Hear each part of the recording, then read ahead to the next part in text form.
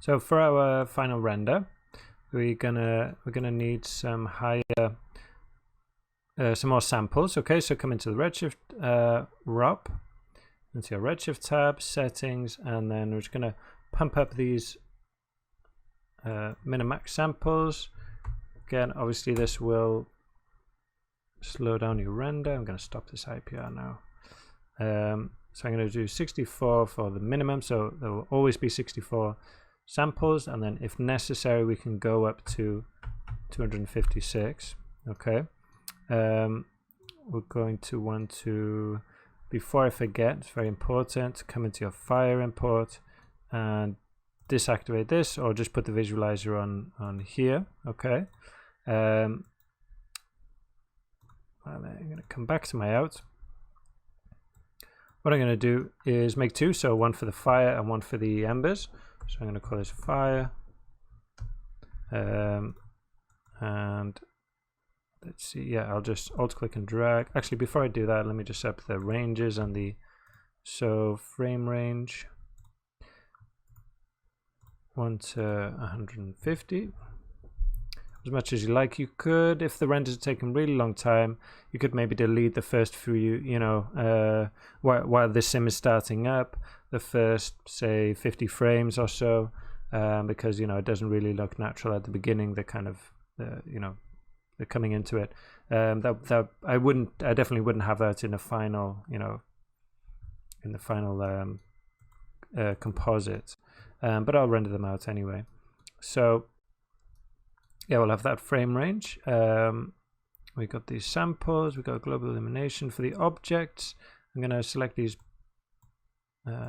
intentionally. So I want, for the fire, I want the fire, the corridor, and the embers. But I'm just going to, so for the fire render, we'll turn off the primary rays of the embers, so that we can see the lighting, the effect of the lights of the embers, but we don't see the embers themselves. And then we'll render the embers themselves separately, so then we can play around with the colors a little bit in the comp.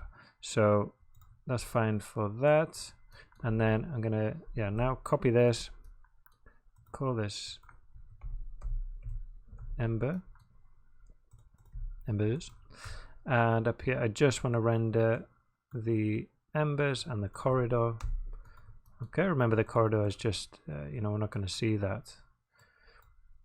And that's fine. So, yeah, the output, obviously we'll need somewhere for these to go. Hip render, excuse me, fire version 1.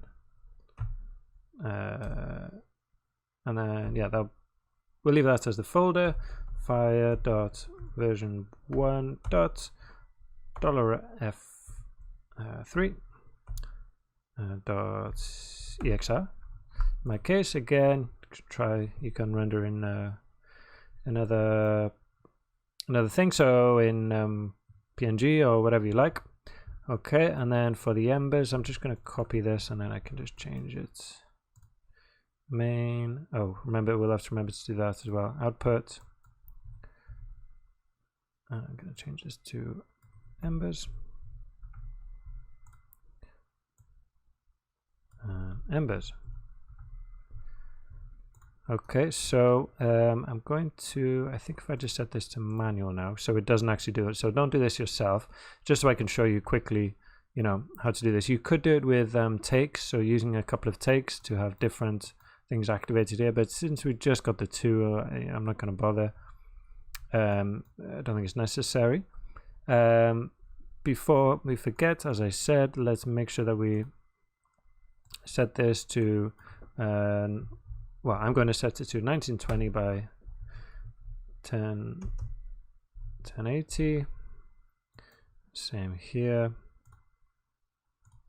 Main user specified 1920 by 1080.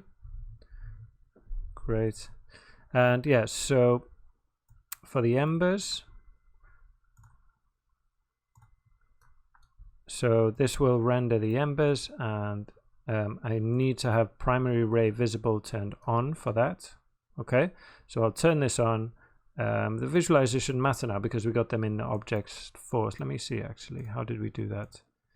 If it's forced or they're in candidates objects. So let's delete them from there and put them into forced objects. So whether the visualizer's on or off, it doesn't matter. The visualization flag is relevant if you put them in down here. Now Control X, Control V there. Okay, so yeah, for the Ember render, I will turn this on.